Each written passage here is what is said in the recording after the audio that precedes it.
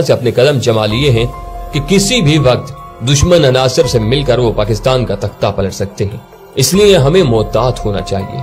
आपके इल्म में है कि चनाब नगर साबका रबवा जिस जगह आबाद है, उस जगह का पुराना नाम चक ढगियां था। तकसीम हिंद के वक्त उस वक्त का कादियानी खलीफा जब कादियान से सिखों के डर से भागकर पाकिस्तान आ गया, जिसे ये कादियान दारुल अमान कहते थे, तो सर जफरुल्लाह खान की कोशिश से उस जगह कादियानी जमात के लिए बुनियादी तौर पर 12,000 रुपए के इवज 1034 एकड़ जमीन की लेज मोरखा 11 जून 1948 को पास की गई थी। उस वक्त उस जगह का नाम रबवा रखा गया। यहाँ बाकायदा कादियानी आबादकारी का इफ्तिताह मोरखा 20 सितंबर 1948 को हुआ।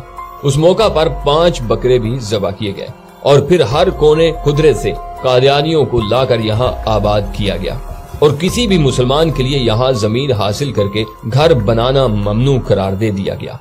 यूं यहाँ रियासत के अंदर एक रियासत बनाई गई। इस वक्त चनाब नगर शहर का आबाद रकबा तकरीबन 24 मुरब्बा किलोमीटर है। क्या आप जानते हैं कि उस जमीन की लेज सन 2047 में खत्म हो जाएगी? जी हाँ, कादियानियों के नाम दी गई लीज 99 साल के लिए थी और कादियानी जानते हैं कि मुसलमानान पाकिस्तान इस लीज की तजदीद कभी नहीं होने देंगे।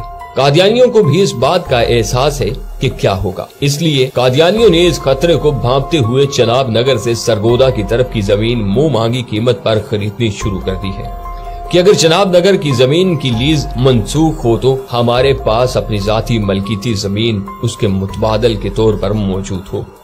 इस मकसद के लिए सबसे पहले चनाब नगर के साथ अहमद नगर नाम की एक बस्ती भी पहले ही बसाई जा चुकी है, जहां मिर्जा मसरूर का फार्म हाउस भी है और इतलात के मुताबिक वहां से आगे भी 4-5 गुना ज्यादा कीमत पर धड़ाधड़ जमीनें खरीदी जा रही हैं और हमारे नाम के मुसलमान पैसों के लालच में कादियानियों को अपनी जमीनें फरोख्त कर रहे हैं, बिल्कुल ऐसे जैसे फलस्तीन में यहूदियों ने मुंह मांगे दाम देकर मकामी मुसलमानों से जमीनें खरीदी और अब वहां इसराइल कायम है।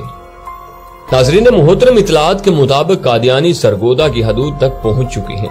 मेरे ख्याल में कादियानियों ने अपने नए शहर का नाम अहमद नगर रखने का सोचा हुआ है, इसलिए ये बस्ती सबसे पहले कायम की गई है। हमें ममलिकत खुदादाद पाकिस्तान में एक और इसराइल बनने से रोकना होगा। उसके लिए लोगों को बताना होगा कि थोड़े से दुनियावी फायदे के लिए अपनी आखिरत को बर्बाद न करें, अपनी जमीनें इन्हें न बेचें। इसराइल की मिसाल आपके सामने है कि छोटा सा हजम रखने वाला मुल्क कितना ताकतवर हो चुका है। यहूदी फलस्तीन के छोटे से रकबे पर कदम जमाने के बाद आज फलस्तीन के बड़े हिस्से पर काबिज हो चुके हैं और जब चाहते हैं वहां के बकिया मुसलमानों को बमबारी से मार रहे हैं।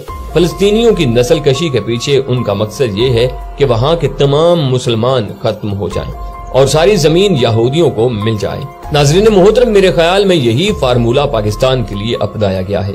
कादियानियों को पाकिस्तान में जमीन खरीदने के लिए पाकिस्तान मुखालिफ ममालिक भारी मुआवजा दे रहे हैं, क्योंकि पाकिस्तान को सरहदों पर अटैक करके नहीं तोड़ा जा सकता। लिहाजा मुसलमानों की तारीख देखते हुए इन्हें अंदर से तोड़ने का फार्मूला अपनाया जाता है, क्योंकि मुसलमानों को जब भी शिकस्त हुई तो इनके अंदर छुपे गद्दारों की वजह से हुई।